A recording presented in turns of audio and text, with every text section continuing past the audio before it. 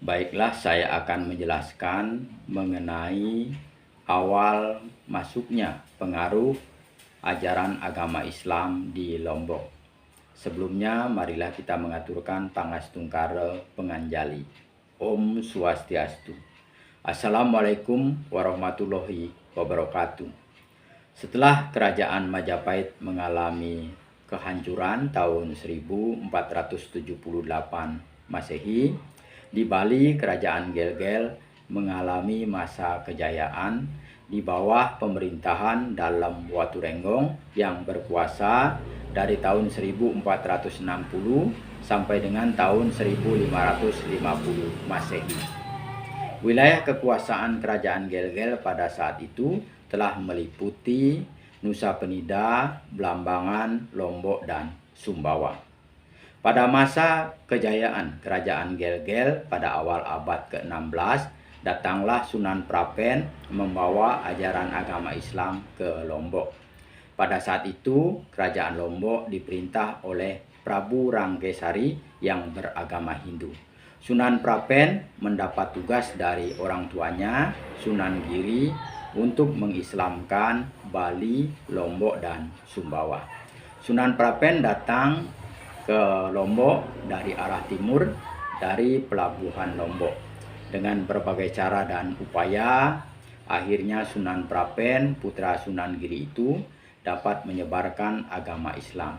Setelah raja memeluk agama Islam, banyaklah rakyat yang mengikuti memeluk agama Islam. Ibu kota kerajaan kemudian dipindahkan ke bekas kerajaan Seleparang Hindu. Sejak itu muncullah kerajaan Seleparang Islam dengan struktur pemerintahan yang sama dengan pada masa kerajaan Seleparang Hindu. Hanya saja di samping raja terdapat penghulu agung atau sejenis kadi. Kedudukan penghulu agung dianggap lebih tinggi dari kedudukan raja. Menurut tradisi kerajaan Seleparang Islam, kalau raja berputra 2 atau lebih, maka yang sulung menjadi penghulu agung dan adiknya menjadi raja. Sejaman dengan kerajaan Seleparang pada saat itu, terdapat juga beberapa kerajaan, di antaranya kerajaan Pejangge, kerajaan Parwa, dan kerajaan Bayan. Kesemuanya memiliki pola struktur pemerintahan yang sama. Setelah Prabu Rangkesari wafat, atas bantuan Sunan Prapen, dipilihlah seorang raja yang bernama Raden Mas Pakena. Adanya pengaruh agama Islam menyebabkan sebagian besar masyarakat Lombok memeluk agama Islam. Akan tetapi, sekitar tahun 1530 Masehi, datanglah tokoh agama Hindu dari kerajaan Gelgel Bali yang bernama Dangyang Nirarta ke Lombok. Dangyang Nirarta di Lombok dikenal dengan nama Pangeran Sangupati. Pangeran Sangupati datang ke Lombok untuk melihat perkembangan masyarakat di wilayah bawahan kerajaan Gelgel.